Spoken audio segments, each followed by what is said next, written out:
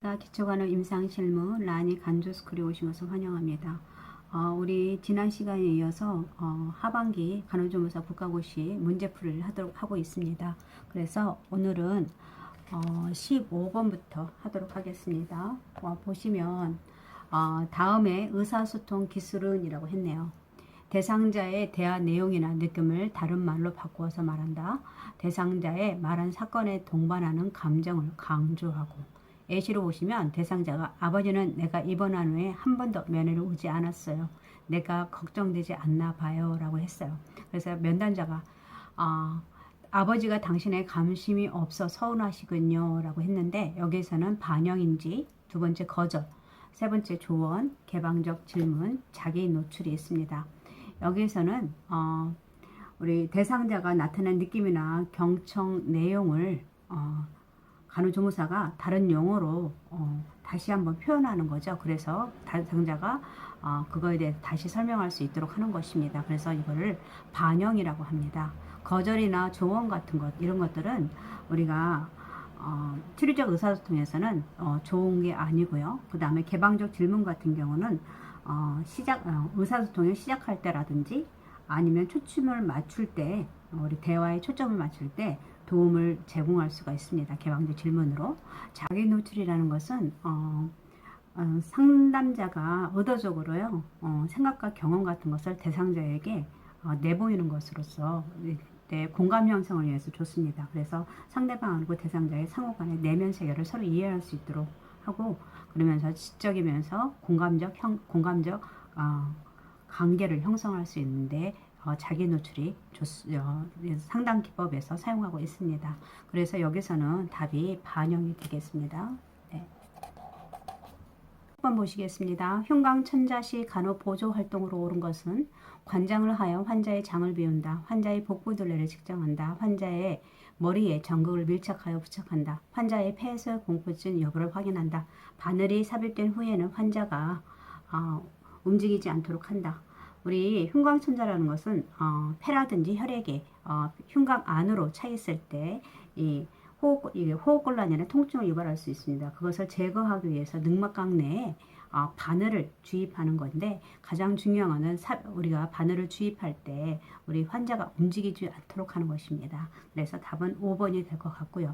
관장을 하여 장을 비운다. 이것은 우리가 대장검사라든지 발윤검사할 때 할 수 있고, 환자의 복부둘레 측정할 수 있는 것은 뭐가 있습니까? 우리 복수 천재할 때 복부둘레 측정해야 되고요. 몸무게도 측정해야 되고, 그 다음 환자의 머리에 전극을 밀착하여, 이것은 뭐냐면 우리가 뇌파 검사에 생각나세요? 머리 쪽에? 그래서 뇌파 검사를 할 때, 그 다음에 환자의 폐쇄 공포증을 여부를 확인한다. 이것은 우리 MRI 찍을 때 우리 통 속으로 들어가죠. 그럴 때 우리가 대상자한테 이런 약간 몇 분 동안 한 40분 정도의 폐쇄 공포증 이런 그 안에 들어가기 때문에 이런 것이 있는지 확인할 수 있도록 하는 것이 좋습니다. 그래서 여기서는 바늘이 삽입된 후에 환자가 움직이지 않도록 해야 한다. 이게 답이 되겠습니다. 네.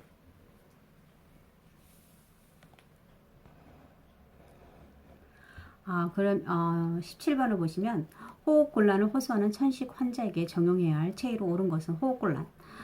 우리가 절석의, 반자의, 앙화의, 배행화의, 트렌델렌버그 체의라고 했는데, 여기에서는 반자에게 답이 되겠고요. 절석의 같은 경우는 산부인과 분만 시에, 그 다음 앙화에는 가장 기본이 되는 체의고, 아니면은 복부 그 신체 검진 할 때, 그리고 남성의 유치도뇨관을 삽입할 때 해야 되고요. 그 다음 배행 Y는 복부검진이라든지 아니면 우리가 간단한 질검사라든지 회음부 검사라든지 이럴 때, 그 다음에 또 뭐가 있냐면 여성의 유치도뇨관을 삽입할 때 할 수 있고요. 트렌델렌버그 포지션은 T 포지션이라고 해가지고 쇼 포지션이죠. 예, 그래서 이것은 골반 고이라고 해서 우리가 이제 응급시에 할 때 다리를 올려줄 수 있도록 하는 것입니다. 그래서 여기서는 반자이가 답이 되겠네요. 18번 보시면 당뇨 환자의 발 관리에 대한 간호 보조 활동으로 옳은 것은 발에 상처가 있는 매일 확인한다. 발을 보호하기 위해 뜨거운 열패드를 제공한다. 상처가 난 발가락 사이에 보습 로션을 발라준다. 티눈을 발견하면 즉시 손톱깎이로 제거한다. 새 신발은 딱 맞는 신발로 오전에 구입하게 한다. 여기서는 발에 당뇨 환자 특히 발 관리 굉장히 중요하죠. 그래서 발에 상처가 있는지 매일 확인해야 되고, 그리고 우리가 여유를 가지고 발을 닦을 때는 여유를 가지고 그 발톱이라든지 발가락 사이라든지 잘 관찰할 수 있도록 하고요. 그리고 신발 같은 것도 너무 딱 맞는 것이 아니라 여유 있게 앞뒤가 넉넉할 수 있도록 하시고, 항상 신발은 여름이든 어떤 샌들보다는 앞뒤가 막힌 것을 실 수 있도록 하고 발가락이 자주 이렇게 움직일 수 있도록 하는 것이 좋습니다. 그리고 면 양말을 꼭 신도록 하고요. 그 다음에 당뇨 환자들은 차가운 거나 열에 대해서 감각이 무뎌질 수가 있습니다. 그렇기 때문에 뜨거운 이라든지 너무 차갑거나 그런 것들을 사용하지 않도록 하는 것이 좋고요. 그 다음에 발가락 사이, 발등이나 이런 데는 보습하는 건 좋습니다. 근데 발가락 사이에 너무 많은 로션을 발라서 거기에 축축하게 웨트하지 않도록 하는 것이 좋습니다. 그래서 티눈 같은 경우는 절대 우리가 병원에 가서 자를 수 있도록 하는 것이 좋고요. 보고해야 되겠죠? 네. 그래서 1번이 되겠네요.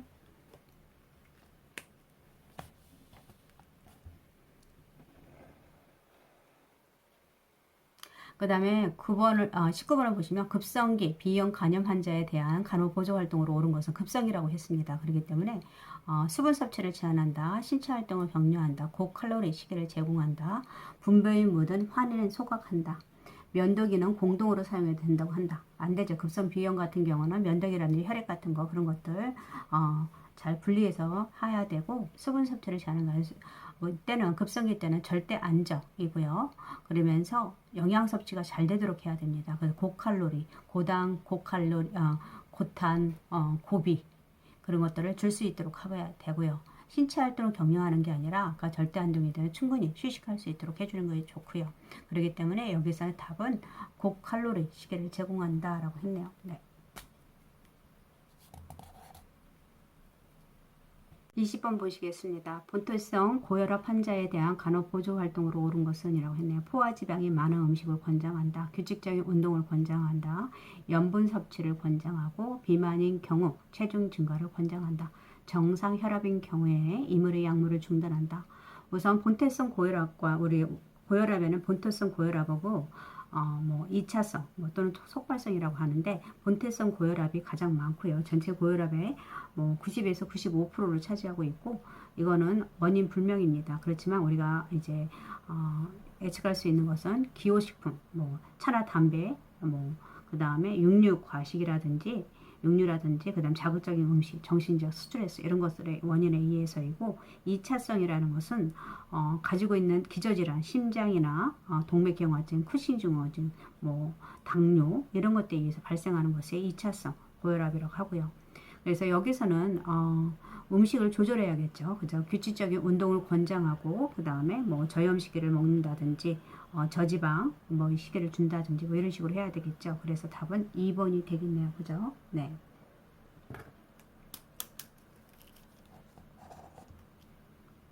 21번 보시겠습니다. 수분관 증후군은 자가 진단법으로 옳은 것은 이라고 했네요. 린네 검사, 이경 검사, 알렌 검사, 안저 검사, 팔렌 검사인데, 우리가 일단 수분관 증후군이 뭐냐면은 손목에 있는 수분관이 좁아져 가지고 내부 압력이 증가합니다. 그래서 신경이 자극하게 되면서 이걸로 인해서 통증이, 손목에 힘이 없거든요. 첫 번째 엄지부터 시작해 네 번째 손가락까지 힘이 없어지는 걸 말합니다. 이때 여기에 지나가는 신경이 정중신경이고요. 그래서 손목의 정중신경이 수분관의 압으로 인해서 좁아져 가지고 손목 부위에 감각 이상이 나타나는 것입니다. 그래서 약간 손바닥 방향으로 굽힐 때, 손목을 굽힐 때 더 통증을 느끼고, 밤에 통증이 악화되고요. 약간 손목을 털게 되면 저림 증상이 감소할 수가 있습니다. 여기에서 자가진단 방법으로는 팔렌 검사라고 있는데, 이 팔렌 검사는 손등끼리 90도로 꺾었을 때, 이게 한 1분 정도 있을 때 그게 통증이 나타나게 되면 양성으로 할 수 있고요. 이 수분관 자가진단법으로 같은 비슷한 검사가 있는데, 이게 티넬 검사가 있고요.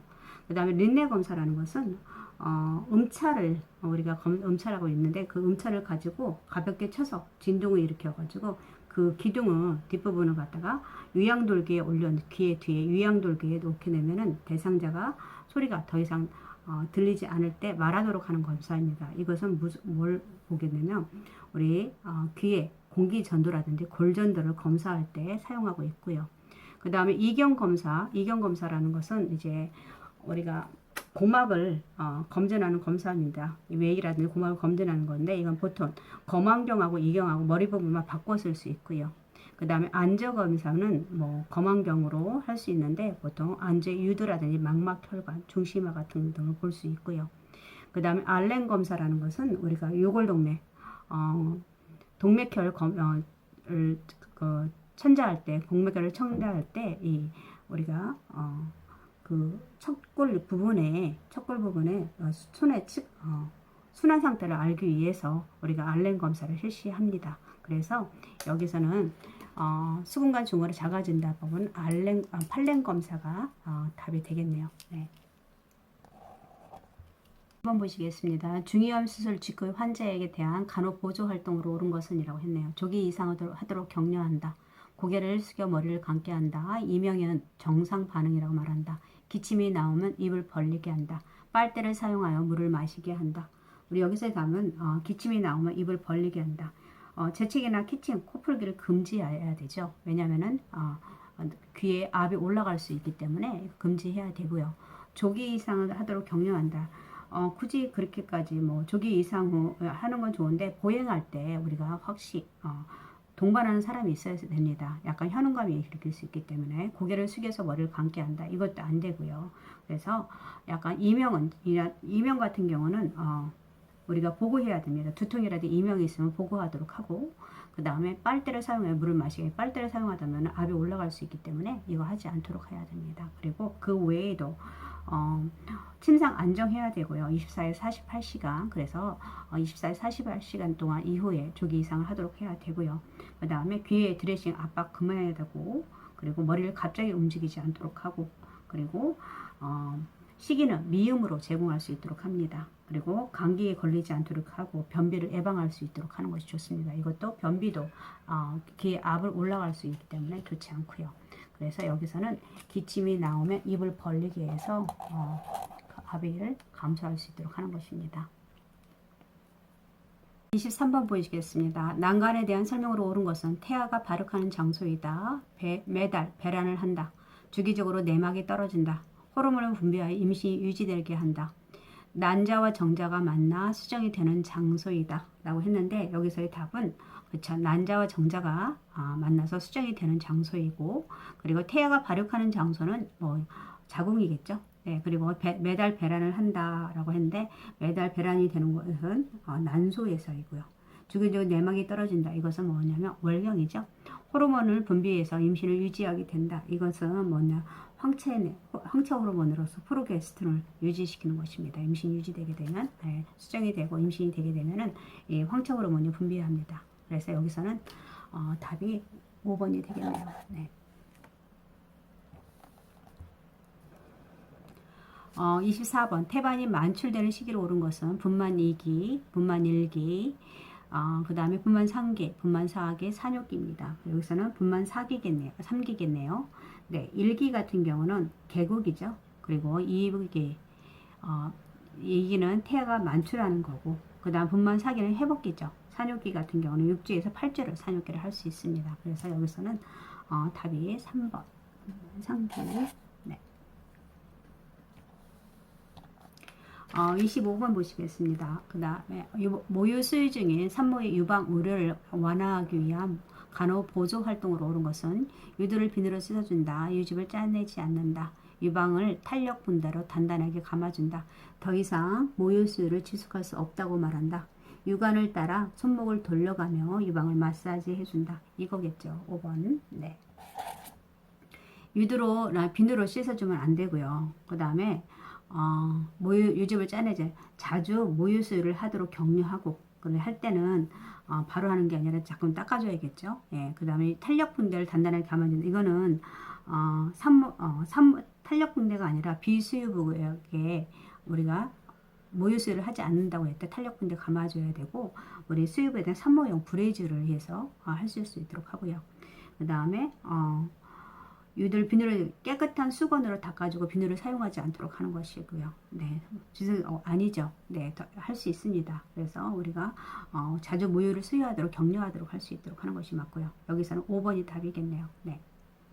26번 보시겠습니다. 태변에 대한 설명으로 옳은 것은 끈적이지 않고 묵다, 난항생이다, 고약한 냄새가 난다, 출생을 처음 보는 변이다, 태변을 보지 않을 경우 심혈관계 기형을 의심한다. 여기서의 답은 출생을 처음 보는 변이죠. 네, 태변은 그래서 보통 처음 보는 변으로 끈적끈적하고 냄새가 없고 암록색이고 안갈색입니다. 보통 생후 8시간에서 24시간에 이내에 배출되고요. 그 다음에 하루에 4, 5회 정도 나오고 3일 정도 계속된다고 합니다. 그리고 하루가 지나면은 신생아는 태변을 보지 않을 경우 항문 직장 기형을 의심할 수 있고요. 그래서 심혈관계가 아니라 항문 직장 기형을 의심할 수가 있고, 그 다음에 태변을 보고 나서는 생후 4일에서 14일 사이에 비교적 묽고 점액을 포함하는 녹황색 변을 보게 되는데 이것을 이행변이라고 합니다. 그 다음에 생후 5일부터 15일부터는 영양에 따라서 변이 달라지고요. 그리고 모유 영양일 때는 보통 난황색 풀과 같은 변을 하루에 두 번에서 네 번 정도 보고요.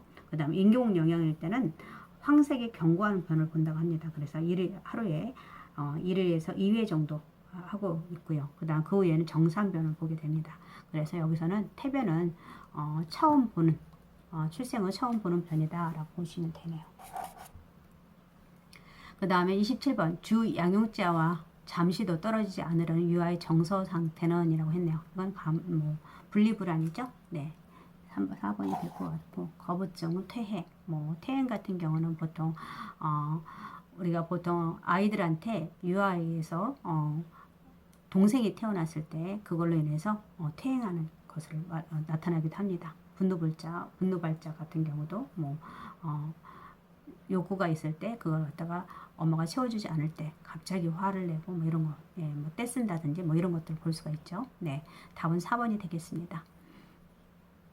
1번 보시겠습니다. 에릭슨의 심리 사회적 발달 단계 중 자율성이 형성되는 시기는 이라고 했네요. 학령기, 유아기, 학년전기, 영아기, 청소년기인데 여기서는 보통 유아기죠. 네, 보통 영아기 때는 신뢰다 불신, 그 다음에 유아기 때 자율성과 그 다음에 수치감을 있을 수 있죠. 자율성과 수치감. 그 다음에 학령 전기에는 주도성이라든지 죄의식으로 나타날 수 있고요. 그 다음에 학령기에는 보통 근면성과 열등감, 청소년기에는 자아 정체감이 형성되고 그렇지 않을 때 역할 혼미가 나타납니다. 그래서 여기서는 자율성이 나타나는 시기는 유아기라고 할 수 있죠. 네. 그 다음에 신체적 학대에 해당하는 것은 이라고 했네요. 아동을 성적으로 추행하는 행위. 이거는 그 다음에 아동을 시설에 버리는 행위. 이것은 6이고요. 성적 학대이고 1번은. 그 다음에 아동의 언어폭력을 가하는 행위. 정서적 학대죠. 그 다음에 아동의 복부를 발로 걷어차는 행위. 이게 답이 되겠네요. 네.